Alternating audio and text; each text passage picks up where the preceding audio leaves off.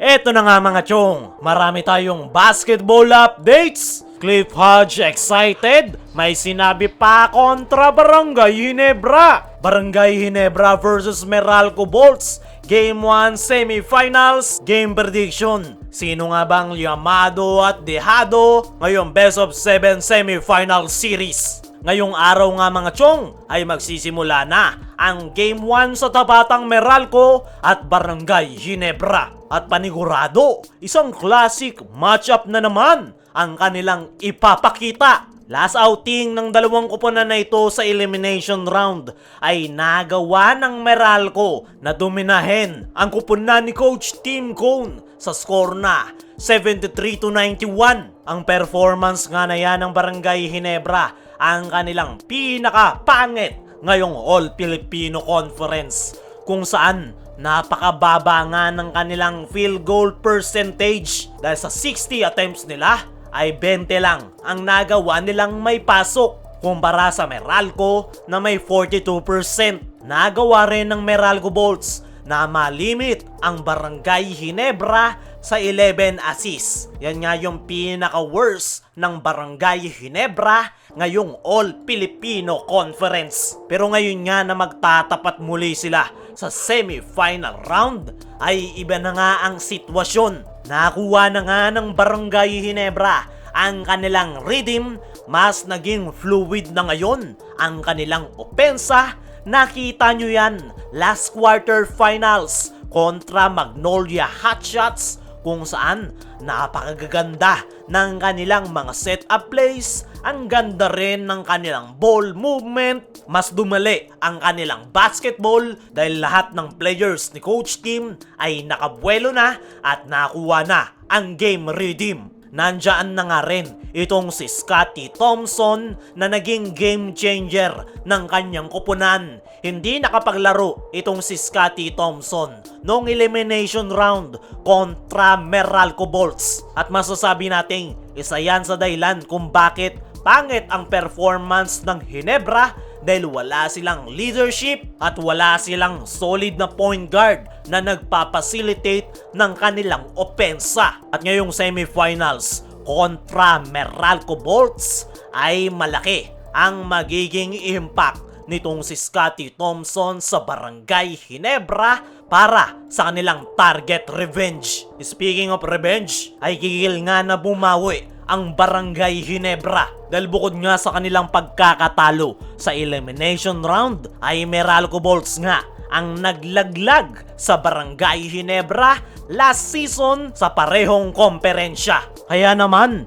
nandoon talaga yung gigil ng Ginebra na makabawi this time sa Meralco Bolts. At mukhang yan talaga ang pinaghahandaan ngayon ng kupunan ni Coach Tim Cone. Bukod sa gusto nilang makabawi sa Meralco, ay target ng Barangay Ginebra na makuha ang kampyonato para mapanatili ang kanilang streak na palaging nakakakuha ng kampyonato sa loob ng isang season. At sa magiging matchup nga nila kontra Meralco Bolts ay wala tayong masasabi kung sino ang llamado o sino ang dehado dahil match na match nga ang bakbakan ng dalawang kupunan.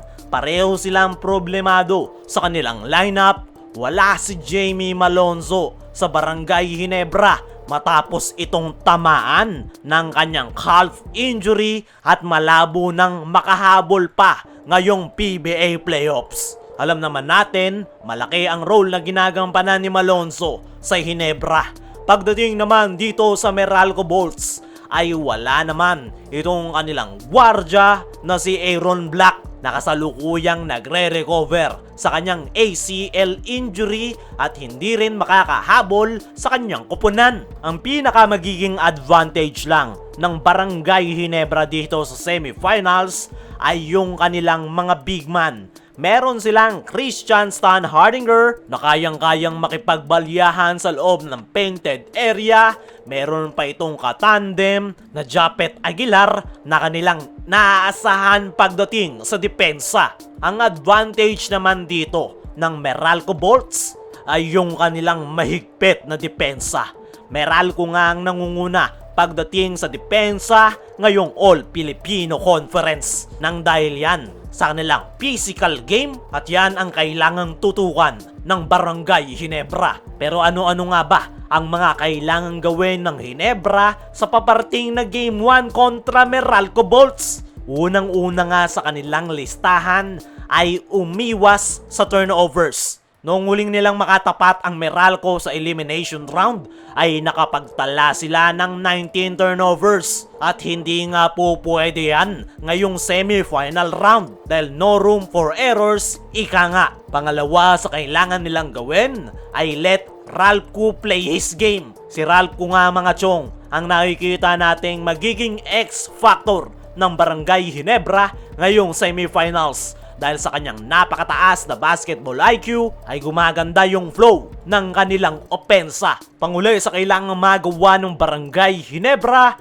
ay gamitin ang kanilang height advantage. Kailangan lang mabigyan ng sapat na espasyo itong si Christian Stan Hardinger at kapag maganda nga ang ipinakita nitong performance ay magiging maganda ang resulta ng laro ng Barangay Ginebra. At para sa ating game prediction mga chong ay expect natin na bakbakan ang darating na Game 1 semifinals. Speaking of semifinals, excited na nga itong si Cliff Hodge kontra Barangay Ginebra. Sa naging latest interview nga nitong si Cliff Hodge mga chong, ay excited nga raw ito sa panibago na namang series matchup kontra Barangay Ginebra. Ine-expect nga ng Meralco forward na magiging mainit ang laban pero isa nga lang daw ang kanyang ipapangako. Gagawin niya nga raw ang lahat para matulungan ng Meralco na makuha ang panalo. Handa nga raw siyang makipagpalitan ng muka. Matalo lang ang Barangay Ginebra. Nagawa na raw nilang talunin ang Ginebra last season kaya kumpiyansa itong si Cliff Hodge.